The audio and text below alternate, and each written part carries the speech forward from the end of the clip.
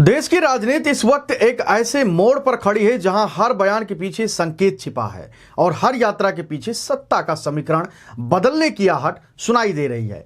दिल्ली की सत्ता की गलियारों से लेकर विदेश की धरती तक अगर किसी एक नाम की सबसे ज्यादा इस वक्त चर्चा है तो वो है उत्तर प्रदेश के सीएम योगी आदित्यनाथ। सवाल सिर्फ इतना नहीं है कि योगी विदेश दौरे पर क्यों है, असली सवाल यह है कि क्या ये यात्रा निवेश की है या फिर सत्ता के अगले अध्याय की पटकथा लिखी जा रही है। क्या योगी की बढ़ती वैश्विक छवि दिल्ली की राजनीति में हलचल पैदा कर रही है और क्या उत्तर प्रदेश की सियासत में होने वाले बड़े बदलाव उसी की तैयारी है। उत्तर प्रदेश के मुख्यमंत्री योगी आदित्यनाथ इन दिनों विदेश दौरे पर हैं।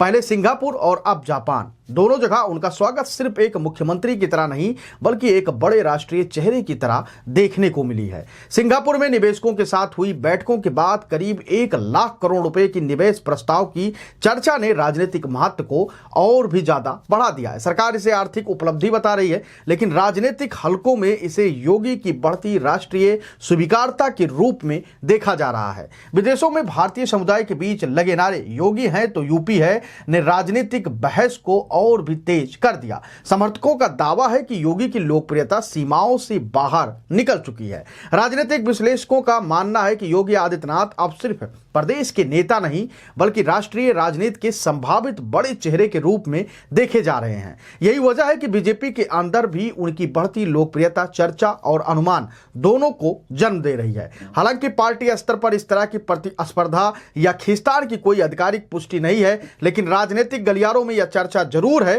कि मजबूत क्षेत्रीय नेतृत्व अक्सर राष्ट्रीय समीकरणों को प्रभावित करता है। इसी बीच उत्तर प्रदेश में तीसरा डिप्टी सीएम बनाए जाने की अटकलों ने सियासी तापमान को और भी बढ़ा दिया है। सूत्रों के हवाले से कहा जा रहा है कि मंत्रिमंडल विस्तार और विभागों के पुनर्वितरण पर मंथन चल रहा है। कुछ राजनीतिक जानकार इसे प्रशासनिक संतुलन की कोशिश मान रहे हैं तो कुछ इसे शक्ति संतुलन के नजरिए से देख रहे हैं। हालांकि सरकार या पार्टी की ओर से अभी भी कोई आधिकारिक घोषणा नहीं हुई है। राजनीतिक सूत्र कहते हैं लेकिन कि मंत्रिमंडल में बदलाव और तीसरे डिप्टी सीएम की एंट्री योगी के ऊपर अंकुश लगाने की बड़ी सियासी साजिश दिल्ली से हो रही है। वजह साफ है, अगर योगी को दिल्ली पहुंचने से रोकना है तो योगी को यूपी में कमजोर कर दो, जिससे दिल्ली वाला रास्ता हमेशा के लिए योगी आदित्यनाथ के लिए बंद हो जाए। फिलहाल यूपी विधानसभा चुनाव 2027 को लेकर भी राजनीतिक तैयारी तेज मानी जा रही है। संगठन और सरकार दोनों स्तरों पर समीकरण साधने की चर्चा है। यह भी कहा जा रहा है कि आगामी चुनाव में नेतृत्व, सामाजिक संतुलन, क्षेत्रीय प्रतिनिधित्व को ध्यान में रखते हुए बदलाव संभव है। समर्थकों के मुताबिक योगी आदित्यनाथ की पहचान एक ऐसे नेता की अब बन रही है जो धार्मिक छवि के साथ प्रशासनिक शक्ति और निवेश आधारित विकास मॉडल को जोड़ने की कोशिश कर रहे हैं। विदेशों में भारतीय समुदाय के बीच भावनात्मक जुड़ाव भी इसी छवि को मजबूत करता दिखा है। सबसे बड़ा सवाल यही है, क्या यह विदेश यात्रा सिर्फ निवेश लाने तक सीमित रहेगी या फिर योगी आदित्यनाथ का राष्ट्रीय कद को नई ऊंचाई देने वाली यह यात्रा साबित होगी। दिल्ली खामोश है, लखनऊ सक्रिय है और राजनीतिक विश्लेषक इंतजार में हैं, क्योंकि भारतीय राजनीति में कभी कभी यात्राएं सिर्फ यात्राएं नहीं होती, वो आने वाले सत्ता परिवर्तन की प्रस्तावना भी बन जाती हैं। फिलहाल योगी आदित्यनाथ अब सिंगापुर से निकलकर जापान पहुंच चुके हैं। वहां उनका दिव्य भव्य नव्य तरीके से स्वागत हुआ और सिंगापुर में जिस प्रकार के योगी आदित्यनाथ के नारे लगे उससे राजनीतिक सूत्र ये साफ कहने लगे कि 2014 के बाद से जिस प्रकार से विदेश की धरती पर मोदी मोदी के नारे लगते थे उसी तरीके से उसी इतिहास को दोहराया गया है और योगी आदित्यनाथ की जो आकर्षण है, जो नारे वहां पे लगे वो सेम प्रधानमंत्री नरेंद्र मोदी जब पहुंचते थे तब लगते थे। नहीं तो कोई अगर भारत का दूसरा नेता इस तरीके से पहुंचा है तो वो योगी आदित्यनाथ हैं और जिसको देखने के लिए इतनी भीड़ उमड़ी है। योगी आदित्यनाथ की जो लोकप्रियता है वो सिर्फ अब देश और प्रदेश में नहीं बढ़ रही है, वो लगातार विदेशों में भी बढ़ रही है और इसी को लेकर कुछ नेता भारतीय जनता पार्टी के अंदर जो है राजनीतिक सूत्र कहते हैं वो असमंजस की स्थिति में है कि योगी की इस यात्रा का समर्थन खुलकर करें या विरोध, क्योंकि दोनों में उनके पास एक तरफ खाई है तो एक तरफ गड्ढा है, क्योंकि ना वो समर्थन कर सकते। अगर समर्थन करेंगे तो योगी का कद और बढ़ जाएगा और अगर विरोध करेंगे तो आरएसएस ने पहले ही कह दिया है कि जो भी योगी की छवि को धूमिल करने का प्रयास करेगा, योगी के खिलाफ बोलने का प्रयास करेगा, उसको आरएसएस की नजरों में बागी माना जाएगा। तो कुल मिलाकर योगी आदित्यनाथ की जो ट्रेन है, जो इंजन है, वो इस वक्त सही पटरी पर दौड़ रही है।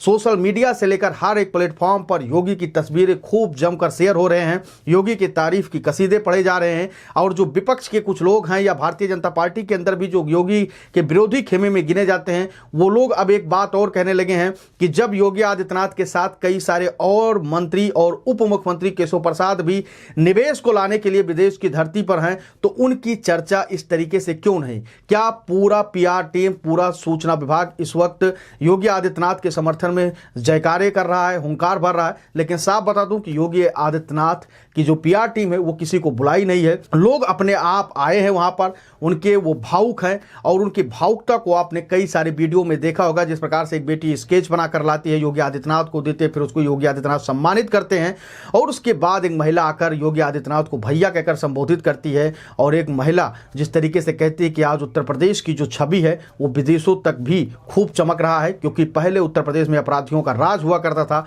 लेकिन योगी आदित्यनाथ जब से आए हैं, जब से बेटियां और बहन सब सुरक्षित हैं, इसलिए पूरे उत्तर प्रदेश की महिलाओं की तरफ से मैं आपको भैया कहती हूं। तो भावुक क्षण है। किसी भी तरीके से अगर देखा जाए तो यह यात्रा योगी आदित्यनाथ के राजनीतिक क्षेत्र को विस्तार देगा, बढ़ावा देगा और कहा जा रहा है कि योगी आदित्यनाथ की यह यात्रा उनको दिल्ली की कुर्सी तक पहुंचाने का सबसे बड़ा मार्ग प्रशस्त करेगी। आप अपनी राय हमको जरूर दीजिए और बताइएगा कि योगी आदित्यनाथ की लोकप्रियता दिन प्रतिदिन जिस प्रकार से चढ़ रही है उसको लेकर आप क्या कुछ सोचते हैं, और क्या भविष्य में योगी आदित्यनाथ की यह यात्रा उनको पीएम पद का सबसे बड़े दावेदार बनाएगी या नहीं बनाएगी? आप अपनी राय हमको जरूर दीजिएगा। धन्यवाद।